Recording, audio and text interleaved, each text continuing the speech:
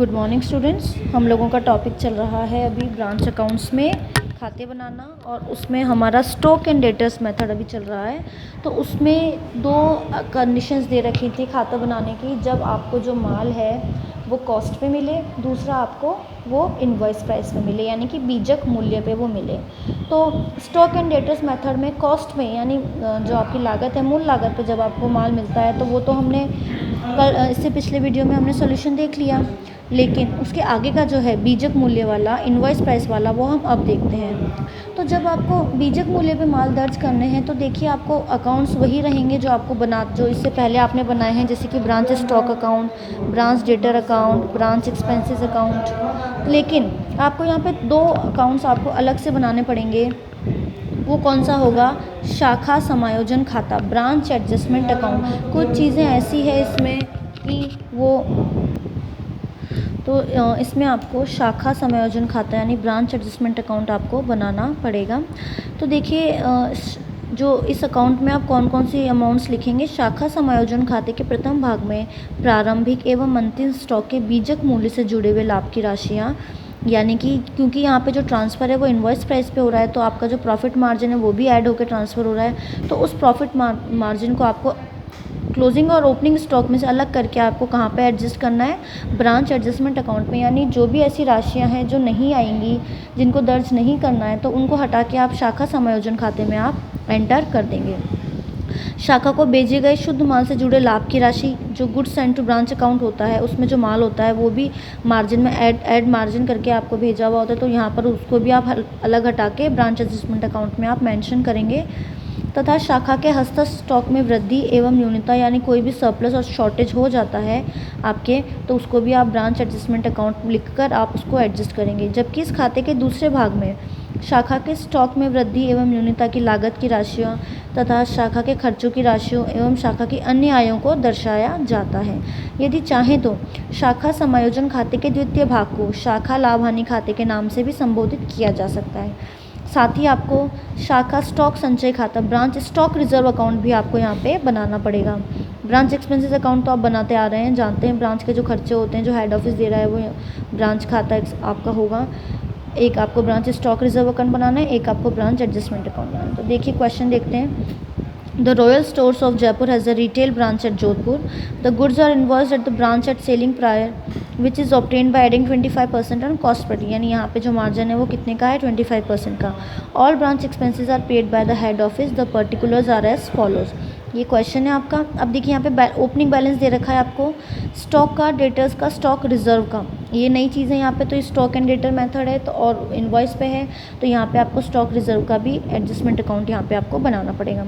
बाकी वही नॉर्मल चीज़ें हैं। Goods send to branch, goods return by branch, goods send to branch तो branch account debit to goods send to branch account, goods return इसकी opposite entry हो जाएगी। Sales आपके ब्रांच अकाउंट में क्रेडिट साइड में mention हो जाएगा।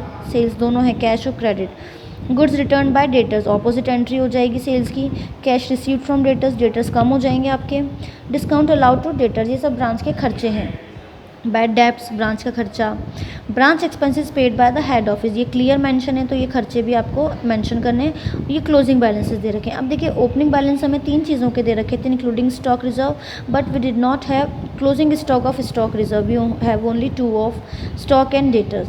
तो देखिए किस तरीके से इसको एडजस्ट करेंगे। You are required to journalise the about transactions and show necessary accounts in the head office books. ये क्वेश्चन बिल्कुल प्रॉपर दे रखा है। इसमें पहले जनरल एंट्रीज करी हुई हैं, उसके बाद लेजर अकाउंट बनाए हुए हैं। तो मैं आपको एंट्रीज समझा देती हूँ। लेजर अकाउंट बनाने आप लोगों को आते हैं, एंट्रीज के बेसिस पे ही लेजर अकाउंट्स कंप्लीट होते हैं। तो देखिए सबसे पहले यहाँ पे आपको दे रखा था ब्रांच स्टॉक, जो ओपनिंग बैलेंसेस दे रखे थे उसमें स्टॉक रिजर्व ऐसी चीज़ है जो कि आपके ब्रांच एडजस्टमेंट अकाउंट में जाएगी। तो देखिए यहाँ पे ब्रांच स्टॉक रिजर्व अकाउंट जो कि 1000 का था, हमने कहाँ भेज दिया? टू ब्रांच एडजस्टमेंट अकाउंट, ठीक है। उसके बाद आप गुड्स का दे रखा था, जो माल भेजा गया, तो branch stock account debit to goods send to branch. माल लौट के आया तो अपोजिट एंट्री हो गई इसकी, goods send to branch account to branch stock account, ठीक है। उसके बाद सेल्स करी तो ब्रांच को पैसा मिला, bank account debit to branch stock account. ये तो कैश सेल्स हो गई। डेटर से पैसा नहीं मिला लेकिन हमारी डेटर्स हमें राइज हो गए, तो branch debtors account debit to branch stock account, ठीक है। डेटर्स माल वापस भेज दिया, goods return by the branch debtors. Opposite entry कर देंगे। Branch stock account debit to branch debtors account, यहाँ पे डेटर्स अराइज हुए थे तो डेबिट क्या था, अब कम, क्योंकि उन्होंने माल वापस लौटा दिया तो हमारे डेटर्स कम हो गए, तो यहाँ पे उनको हम ऑपोजिट एंट्री करके क्रेडिट कर देंगे। ठीक है। Amount receive from debtors, debtors से आपको जो पैसा मिला तो bank account debit to branch debtors account. Branch के खर्चे, branch expenses account debit to branch debtors account. Discount allowed, क्योंकि ब्रांच का खर्चा होता है, यहाँ पे 2 खर्चे मेंशन थे आपको, एक 500 का, एक 100 का। 100 का तो बैड डेब्ट था और डिस्काउंट था 500 का। ये किससे रिलेटेड थे, डेटर्स से रिलेटेड। तो खर्चे थे ब्रांच के किसके ऊपर, डेटर्स के ऊपर, तो हमने ये वाली एंट्री कर दी। Next branch expenses. ठीक है। ब्रांच जो 3 आपको अलग अलग चीज़ें दे रखी थी, जिसमें आपका था रेंट, सैलरीज और मिसलेनियस, इन तीनों को मिला के 6310 का खर्चा हुआ, तो सिंपल एंट्री कर देंगे। अब यहाँ पे ये डेटर से रिलेटेड नहीं है, नॉर्मल कैश के खर्चे, कैश एक्सपेंसेस हैं ये, तो bank expenses account debit to bank account यहाँ पे आ जाएगा। अब ये जो चीज़ें हैं, ये जो एंट्री है branch adjustment to branch expenses, क्योंकि हम सारे अकाउंट में जो भी अबनॉर्मेलिटी होगी वो किसके थ्रू सॉल्व करेंगे, एडजस्ट करेंगे ब्रांच एडजस्टमेंट अकाउंट के अकॉर्डिंग। तो देखिए ये जो खर्चे हैं ब्रांच के, नॉर्मल खर्चे नहीं है, balances of branch expenses account transferred, यानी ब्रांच एक्सपेंसेस जो हैं वो सब किस में ट्रांसफर हो जाएंगे, ब्रांच एडजस्टमेंट अकाउंट में। उसी तरीके से शॉर्टेज ऑफ गुड्स है, आगे लेजर में मैं आपको बताती हूँ, जब कमी आएगी तो आप किसके थ्रू एडजस्ट करेंगे, ब्रांच एडजस्टमेंट के थ्रू। ये देखिए आपके आगे की एंट्रीज हैं। Goods send to branch account to branch adjustment account, ये कुछ कमी है, ये the difference between the invoice price and the cost price, क्योंकि ये जो अमाउंट है इसके अंदर आपका जो लाभ है वो आपको मिलता है 25% जो क्वेश्चन में मेंशन है, तो उसको आपको यहाँ पे अलग करके शो करना है। उसी तरीके से जब आप बंद करेंगे गुड्स सेंड टू ब्रांच तो ट्रेडिंग अकाउंट से बंद कर देंगे। स्टॉक रिजर्व है, अब यहाँ पे आपको क्लोजिंग बैलेंस नहीं था तो आप अकाउंट बना के जब अमाउंट निकालेंगे तो आप जो इसका अमाउंट है वो कहाँ भेज देंगे, ब्रांच एडजस्टमेंट अकाउंट में। उसी तरीके से पीएनएल के साथ भी यही ट्रीटमेंट होगा।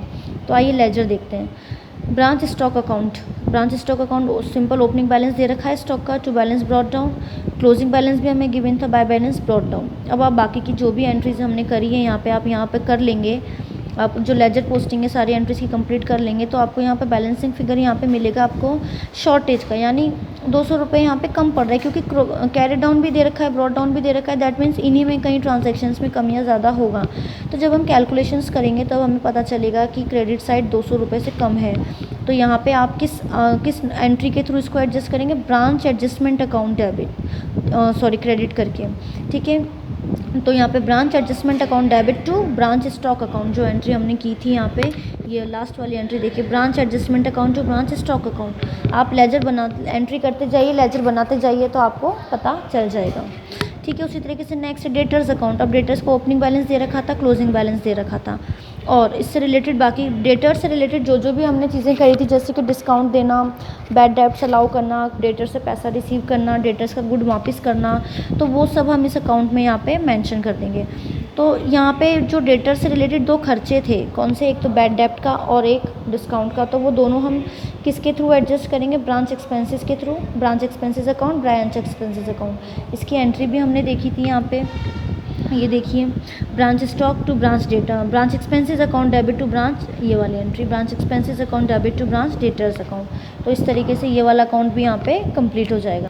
नेक्स्ट देखिए, goods send to branch account बनेगा, ये बिल्कुल सिंपल अकाउंट है, इससे पहले भी वीडियो, हर एक क्वेश्चन में ब्रांच अकाउंट के हर एक क्वेश्चन में ये वाला अकाउंट बनेगा, goods send to branch account. To branch stock से हमें मिला था 1000, यहाँ पे ब्रांच स्टॉक अकाउंट की भी मिली थी हमें 75,000 अमाउंट की।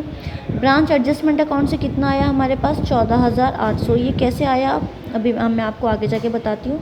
ट्रेडिंग अकाउंट से ये अकाउंट यहाँ पे क्लोज हो जाएगा, क्योंकि ट्रेडिंग अकाउंट ही गुड्स वाला, तो यहाँ पे ट्रेडिंग अकाउंट से ये बंद होगा लेजर, क्रॉस पोस्टिंग से ये बंद नहीं होगा। नेक्स्ट है ब्रांच एक्सपेंस अकाउंट, ये वाला अभी क्लोज नहीं कर पाएंगे आपको इसको ऐसे कैसे छोड़ना पड़ेगा। ठीक है। फिर है ये ब्रांच एक्सपेंसेस अकाउंट से रिलेटेड जो भी चीज़ें आप यहाँ डाल दीजिए, तो जब आप इसको क्लोज करेंगे तो ब्रांच एडजस्टमेंट अकाउंट जो कि 6,900 का, इससे आप इसको क्लोज कर देंगे। इसकी एंट्री भी हमने देखी थी पीछे। ब्रांच एडजस्टमेंट अकाउंट, ये अकाउंट आपको यहाँ पे नया बनाना है। तो ब्रांच एक्सपेंसेस जो भी खर्चे हुए इसके यहाँ आ जाएंगे, स्टॉक का शॉर्टेज जो हुई वो यहाँ आ जाएगी, यानी ब्रांच एडजस्टमेंट जिस भी लेजर में ब्रांच स्टॉक एडजस्टमेंट आया है उसका अमाउंट आप ऑपोजिटली इस अकाउंट में लेके चले आएंगे। तो यहाँ पे आप इसको फिर क्लोज करके बंद कर देंगे। उसी तरीके से ब्रांच स्टॉक रिजर्व बनाएंगे। अब इसका ओपनिंग बैलेंस तो आपके पास था, अब ये इसका बैलेंस क्रेडिट होगा, क्योंकि हमारे लिए स्टॉक रिजर्व आपके लिए प्रॉफिट वाली टर्म है, तो यहाँ पे इसका जो बैलेंस है वो क्रेडिट साइड में आ जाएगा बाय बैलेंस ब्रॉट डाउन। अब इससे रिलेटेड हमने क्या एडजस्टमेंट किए थे, बाय बैलेंस कैरी डाउन हमें नहीं पता, लेकिन क्रॉस पोस्टिंग के थ्रू, क्योंकि ये स्टॉक है तो क्रॉस पोस्टिंग के थ्रू ये बंद हो जाएगा बाय ब्रांच एडजस्टमेंट अकाउंट 1660। उसी तरीके से कैरी डाउन में भी आ जाएगा, ब्रांच एडजस्टमेंट अकाउंट में 1000 यहाँ पे आपको पहले से ही दे रखा था। तो देखिए अब यहाँ पे कौन कौन से अमाउंट जाएंगे, गुड्स सेंड टू ब्रांच में जाएगा आपका 14800 वाला, ये वाला amount by goods send to branch account. और ये कैसे जाएगा, क्योंकि इसकी आपने एंट्री करी थी जो अमाउंट आपको मिला था, ठीक है। तो 25% जब आप अलग करेंगे तो अमाउंट आपको यहाँ मिल जाएगा 14800, और वो यहाँ पे आप मेंशन कर देंगे। तो हर एक चीज़ ब्रांच एडजस्टमेंट अकाउंट के थ्रू सेटल डाउन होगी, और वही चीज़ सेम फिर इन खातों में ब्रांच एडजस्टमेंट अकाउंट में आके नोट हो जाएगी। तो ये देखिए इस तरीके से आप नोट कर देंगे तो यहाँ पे आपको डेबिट क्रेडिट मिल जाएगा। फिर ब्रांच एडजस्टमेंट अकाउंट को जब आप बंद करेंगे तो आपको प्रॉफिट या लॉस मिल जाएगा। तो इस केस में यहाँ पे आपके प्रॉफिट हो रहा है, तो यहाँ पे प्रॉफिट हो रहा है आपको 7030 रुपये का। ये आपने स्टॉक रिजर्व से लेके आए, ये शॉर्टेज जो है ब्रांच स्टॉक अकाउंट से लेके आए, ये ब्रांच एक्सपेंसेस अकाउंट से यहाँ से आइए ना। देखिए ब्रांच एक्सपेंसेस अकाउंट को हमने बंद किया किससे, ब्रांच एडजस्टमेंट अकाउंट से 6910, फिर यहाँ पे उसको लेके आ जाएंगे। उसी तरीके से ये और ये सब इसी तरीके से आएंगे, और जो बैलेंसिंग फिगर आएगा वो आएगा आपका 7030 रुपये। तो ये इनवॉइस प्राइस पे इस तरीके से आप ब्रांच एडजस्टमेंट अकाउंट बना के अपने ट्रांजेक्शन को और एंट्रीज़ को कंप्लीट करेंगे।